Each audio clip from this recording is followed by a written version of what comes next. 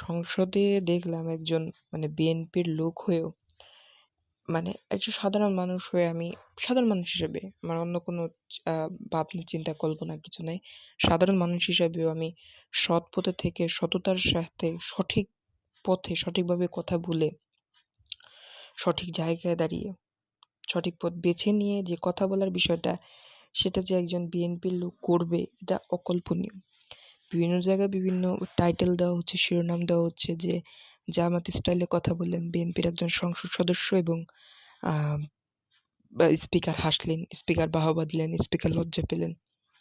তো এগুলা তো কথা না। একজন সাধারণ মানুষ হিসেবে আমি যে প্রেক্ষাপট যেটা সত্য সেটাকে সত্যই বলবো। যেভাবে ক্যাটাগরাইজ করা যায়, যেভাবে সুন্দরভাবে আমি বলতে পারি যেটা সত্য সেটা সঠিক সেটা যদি বলতে কোনো সমস্যা নাই, সেটা যে কোনো দলিল বলতে পারে। কিন্তু বিএনপি এটা কখনো করতো না, করতে দিতও না। তো সেদিক থেকে আর কি এই কথাটা।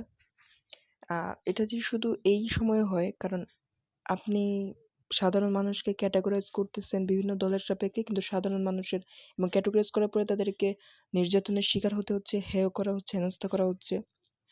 আমরা একটা সাধারণ জনগণকে বিভিন্ন আহ দলের সাপেক্ষে চিন্তা করে একটা দলের লোক হিসেবে চিন্তা করে দিচ্ছি, কিন্তু তাদের দাবি দেওয়া, তাদের কথা সংসদে উত্থাপিত হয় না, তাদের জন্য সরকার কাজ করে না, সেটা যে সরকারই হোক কাজ করে না, কিছু করে না।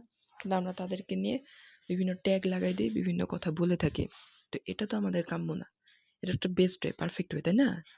মানে জনগণের কথা উঠে না, কিন্তু জনগণকে আমরা ক্যাটাগরাইজ করতেছি এবং তাদেরকে হেনস্থা করতেছি এবং বিভিন্ন ঘটনা তো ঘটতেছে সেই সাপেক্ষে। এবং এই জিনিসটা আরো বেশি হতো যে শিক্ষার্থীরা ঢাকা বিশ্ববিদ্যালয়ে বিভিন্ন বিশ্ববিদ্যালয়ে পড়তে যেত, তারা নামাজ কালাম পড়তো, আল্লাহ বিল্লাহ করতো, তারা একটু দাড়ি রাখতো, তাদেরকে জামাত ট্যাগ দিয়ে দেওয়া হতো। তো শেখ হাসিনা একটা বাজে কাজ হচ্ছে তারা এটা একটা দিয়ে দিত। আমি ছোটবেলায় আমি বাংলাদেশের পড়ালেখা কিভাবে সাজানো হয়েছে যে আমি পড়ালেখায় ব্যস্ত থাকতে পারি, আমি আর কোনো কিছু করতে পারি না, ঠিক আছে? আমি পড়ালেখা করছি, আমি নামাজ কালাম পড়তে পারি না, আল্লাহ বিল্লাহ করতে পারি না। আমি যখন সময় পাইছি, ফুরসত পাইছি, ফাঁক ফুকুর পাইছি, তা আসর সময়টা আমি কি করি, আমি লেজার টাইম আমি আসর নামাজ পড়েও তো মানুষ খেলতে যায়। এই নামাজ কালাম পড়তেছি, তো এটার জন্য আমাকে জামাত ট্যাগ দিয়ে দেওয়া হচ্ছে, আল্লাহ বিল্লাহ করতেছি, দাড়ি রাখছি, জামাত ট্যাগ দিয়ে দেওয়া হচ্ছে। তো সাধারণ মানুষকে এভাবে ট্যাগ দিয়ে দেওয়া হচ্ছে। কোনো শিক্ষার্থী স্বাধীন চেতনাভাবে কেউ হতে পারছে না, স্বাধীনভাবে বেড়ে উঠতে পারছে না, স্বাধীন চেতনাভাবে সে একজন শিক্ষার্থী বেড়ে উঠতে পারছে না, কিন্তু তার ট্যাক্সে, তার বাবার ট্যাক্সে সমগ্র বাংলাদেশের রেমিটেন্স, এই ট্যাক্সগুলোতে এই বিশ্ববিদ্যালয়ে গড়ে উঠেছে, কিন্তু সেরকম সুযোগ সুবিধা সে পাচ্ছে না বিশ্ববিদ্যালয়ে এভাবে চান্স পেয়েও। তো এইভাবেই তো নষ্ট হচ্ছে দেশটা।